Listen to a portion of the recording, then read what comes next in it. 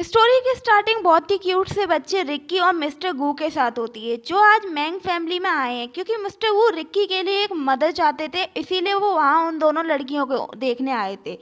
खैर वो हमारे रिक्की को अब हमारे मिस्टर गू को अपने लिए वाइफ नहीं चाहिए थी, इसीलिए वो अलग जाके बैठ जाते हैं। लेकिन वो दोनों लड़कियां ही ना रिक्की को इम्प्रेस नहीं कर पाती हैं, इनफैक्ट उसे दुखी कर देती हैं अपनी बातों से, अपनी अलग से एटीट्यूड से। इसीलिए रिक्की उनसे दूर भाग जाता है। जब वो भागकर पीछे जाता है तो वो टकरा जाता है हमारी सीसी से, जो एक मेड के कपड़े पहने हुई थी, एक नौकरानी के। सीसी उसकी केयर करने लगती है कि बेटा तुम्हें लगी तो नहीं, तुम गिरे तो नहीं। और ये देखने के बाद रिक्की इंप्रेस हो जाता है। इनफैक्ट वो तो कहता है कि पापा मुझे यही मम्मी चाहिए।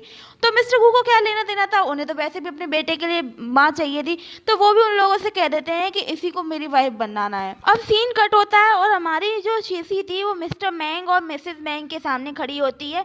यहाँ उन दोनों की बातों से समझ में आता है कि मिस्टर मैंग हमारी सीसी के रियल फादर हैं और मिसेस मैंग उसकी स्टेप मॉम है। मिस्टर मैंग ने उन्हें सीसी की माँ को बहुत पहले ही छोड़ दिया था और सीसी यहाँ पर एक नौकरानी की तरह अपनी जिंदगी बिता रही है। इनफैक्ट वो तो उसे टॉर्चर करते हुए भी ये कहते हैं कि उसे मिस्टर गू से शादी करनी पड़ेगी, जिस पे सीसी मना कर देती है कि उसे शादी नहीं करनी है। तो वो उसे उसके भाई की धमकी देते हैं। यहाँ पे ये भी पता चलता है कि जो सीसी का एक भाई है जो कि अंधा है, उन्हें देख नहीं सकता है, वो भी हम मिस्टर मैंग के कब्जे में है और उन्हें जब भी कुछ काम सीसी से करवाना होता है तो वो उसी के नाम से उसे ब्लैकमेल करते हैं। अपने भाई का नाम सुनने के बाद सीसी के पास कोई ऑप्शन नहीं बचा था, इसीलिए वो वहाँ से हाँ करके चली जाती है। सीसी अपने कॉलेज में होती है, तभी ना उसे कोई बुलाने आता है कि उससे कोई मिलने आया है। जब वो वहाँ मिलने जाती है तो वहाँ मिस्टर गो होते हैं। मिस्टर गो उसे एक कॉन्ट्रैक्ट दिखाकर कहते हैं कि वो चाहते हैं कि वो उनके बेटे का ख्याल रखे और उसके बदले में वो उनकी कंपनी के में पैसा इन्वेस्ट करेंगे, यानी उसके फादर की कंपनी में। सीसी मना तो करना चाहती थी, लेकिन बात यहाँ थी कि उसे भी ये कॉन्ट्रैक्ट सही लग रहा था क्योंकि उसे एक बच्चे का ख्याल रखना था जिसमें उसे कोई प्रॉब्लम नहीं थी, और दूसरी बात ये कि उसका भाई की जान भी दांव पर लगी हुई थी। और फिर है ना मिस्टर गू ने ये भी बोल दिया था कि वो है ना ये रिलेशनशिप से कॉन्ट्रैक्ट में रखना चाहते हैं, वो उनसे कभी भी प्यार की उम्मीद ना करे, जो कि सीसी ऑब्वियसली चाहती थी कि वो ऐसा कोई रिलेशनशिप ना हो। सीसी को सारी ही बातें सही लगी इस कॉन्ट्रैक्ट की, तो उसने हाँ कर दी कॉन्ट्रैक्ट साइन करने के लिए। लेकिन ये देखने के बाद मिस्टर गू कुछ और ही सोचने लगे। उन्हें लगा कि वो पैसे की लालची है और उसे भी अपनी कंपनी में पैसे इन्वेस्ट करवाने, इसीलिए वो ये सब नौटंकी कर रही थी। पहले ना कर रही थी साइन करने के लिए, लेकिन अब पैसों के लिए मान गई है। इधर तभी एक लड़का आता है जो हमारे मिस्टर गू का ही कोई रिलेटिव होता है और वो उनके सामने ही हमारी सीसी की तरफ कहता है कि सीसी तुम प्लीज़ मेरा प्रपोजल एक्सेप्ट कर लो। वो सीसी को अपनी गर्लफ्रेंड बनाना चाहता था, लेकिन सीसी भी उसे बहाना मार के कह देती है मैं इनसे शादी करने वाली हूँ, मैं तुम्हारा प्रपोजल एक्सेप्ट नहीं कर सकती। ये सुनने के बाद तो वो लड़का बेचारा उदास हो जाता है, वो वहाँ से चला जाता है क्योंकि उसका और मिस्टर गू का कोई मुकाबला ही नहीं था। वो कितना अमीर और हैंडसम भी था। अब कॉन्ट्रैक्ट के मुताबिक हमारी सीसी शाम को अपना लगेज लेके पहुंच जाती है मिस्टर गू के घर पर, जहाँ पर रिक्की उनका बहुत अच्छे से स्वागत करता है, मतलब उसको बहुत प्यार से रखता भी है। फिर ना वहाँ पर हमें एक मेड दिखाई जाती है जो कि बहुत ही ज़्यादा एटीट्यूड में होती है। इनफैक्ट वो हमारी सीसी को भाव ही नहीं दे रही होती है, कहती है कि तुम यहाँ क्या कर रही हो मेरी फैमिली में, मतलब बहन तुम इस घर की मेड हो। खैर हमारी सीसी इस बात पर गौर नहीं करती है। जब रिक्की आता है तो वो भी हमारी सीसी को ही मम्मा मम्मा बोल रहा होता है। ये देखने के बाद मेड तो जल भुन जाती है। खैर अब मेड ने भी पता क्या किया, शाम को जब मिस्टर गू घर आए तो उनके लिए बाथ टब तैयार किया और एकदम हॉट सी ड्रेस पहन के तैयार हो गई, मतलब मिस्टर गू को सेड्यूस करने के लिए। और वहाँ से गुजर रही थी हमारी सीसी। तो मिस्टर गू ना जब सीसी की आवाज़ निकल जाती है, वो कहती है मैंने कुछ नहीं देखा, मैंने कुछ नहीं देखा। तो मिस्टर गू उस मेड को बाहर जाने का कह के सीसी को अंदर बुला लेते हैं। सीसी अंदर आ जाती है, लेकिन घबराहट की वजह से वो पीछे होने लगती है, तो उसके पानी पे पैर फिसलने की वजह से वो उसमें पानी के उसमें जो वाटर होता है उसमें गिर जाती है। तो मिस्टर गू से निकालते हैं। यहाँ थोड़ा सा मतलब एक हॉट सा सीन भी दिखाया गया था, हालांकि उनके बीच में कुछ नहीं होता। अगले दिन जब सीसी नीचे उतर के आती है तो मेड ने जो खाना बनाया था रिक्की के लिए वो उसे फेंक देती है, क्योंकि सीसी को पता था कि रिक्की को इस खाने से एलर्जी है। और वो मेड से कहती भी है कि तुम्हें पता नहीं है कि रिक्की को इस खाने से एलर्जी है।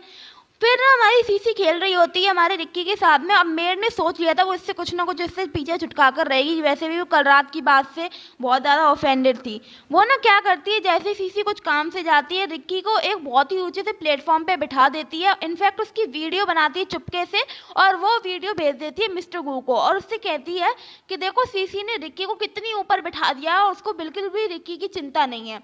ये देखने के बाद मिस्टर गू को गुस्सा आता है, वो तुरंत ही भागते हुए आते हैं कि मैं तुम्हें छोड़ूंगा नहीं। सीसी तुमने ऐसे, तुम्हारी हिम्मत कैसे हुई ऐसे करने की।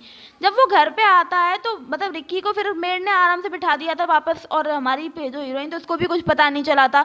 तो वो आते ही हीरोइन को धक्का मारता है, दूर हट जाओ मेरे बेटे से, तुम्हारी हिम्मत कैसी हुई, और उसे वीडियो दिखाता है जिसपे हीरोइन को भी गुस्सा आता है और वो कहती है कि ये सवाल तुम्हें इससे पूछना चाहिए, मैंने रिक्की को ऊपर नहीं बिठाया और रिक्की खुद तो बैठ नहीं सकता इतने ऊंचे पे जाकर। वो ये कहती है कि तुम्हें अपने बेटे का ध्यान भी है, रिक्की को स्किन एलर्जी है, वो भी ये मेड को उसको जानबूझकर वो खाना खिलाती है। जिसपे मेड कहने लगती है कि नहीं नहीं, मैं तो सिर्फ इसीलिए खिलाती थी क्योंकि रिक्की को आपके साथ टाइम स्पेंड करना होता था, तो आप घर पे आ जाओगे जल्दी, इस चक्कर में ऐसा करती थी मैं।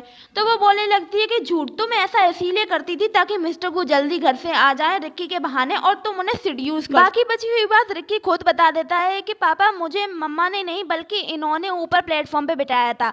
मेड का तो सारा कच्चा चिट्ठा खुल जाता है, वो मानने को तैयार नहीं थी। तो हीरोइन कहती है कि अच्छा तो तुम्हें यकीन नहीं है ना, तो यहाँ पर जो सीसीटीवी कैमरा लगा है ना, अभी उससे देखिए पता चल जाएगा। और ये सुनने के बाद तो मेड वहां से भाग जाती है। सीईओ भी उससे पूछता है कि यहाँ कैमरा कब लगा, तो वो बोलती है कि अरे तुमने देखा नहीं कैसे भाग के गई, इसका मतलब ये कल्प्रिट है, अभी भी तुम्हें यकीन नहीं है तो सीसीटीवी कैमरा लगा लो।